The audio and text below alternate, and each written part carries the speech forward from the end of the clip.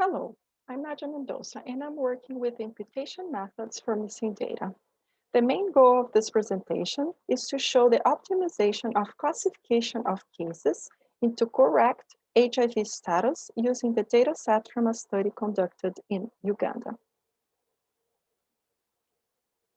So missing data is a pervasive problem in data analysis. It often causes biased estimations, great loss of representativeness of the sample, and lower statistical power. Most statistical models use only complete observations. This is called complete case analysis. But with imputation, we can use all information from the dataset.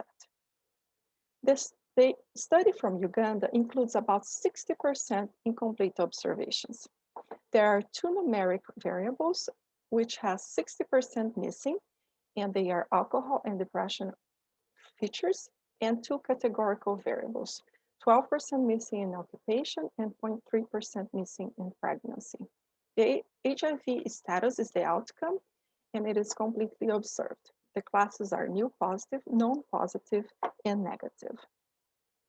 We tested multiple imputation methods, MICE, HMIS, and Amelia. With multiple imputation, we start with the incomplete data set and perform the methods. Then we end up with two or more imputed complete data sets. Usually 5 is enough. The imputed values might be different for each imputed point in the different imputed data sets, for example, here and here. Then statistical analysis is performed in each and the estimations are averaged. The advantage of multiple imputation is that the uncertainty of the imputed values is accounted for by the increased variance introduced by having different values for the same data point in the multiple complete data sets. The single imputation method that we use to test is Miss Forest, and we end up in this case with only one imputed data set. Then we proceed with the analysis.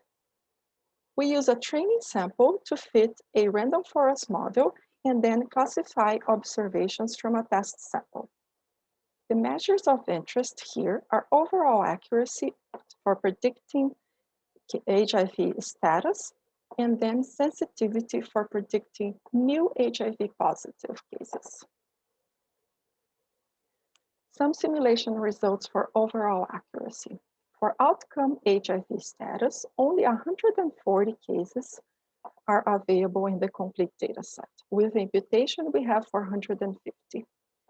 Random forest models perform best with samples that are balanced for the outcome variable. So this limits our modeling sample size.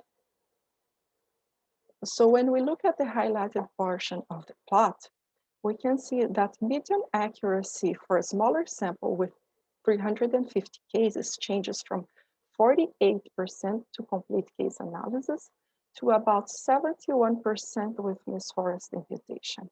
And for larger samples with 1,200 observations, accuracy increases from 64 to about 74%. And the methods that perform best here are Miss Forest and Amelia.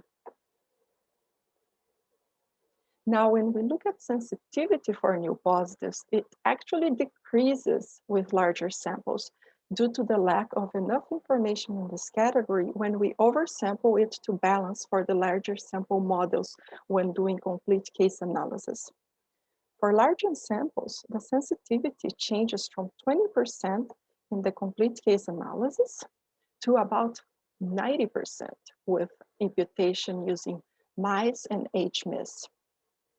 So in conclusion, imputation greatly improves our prediction accuracy and sensitivity.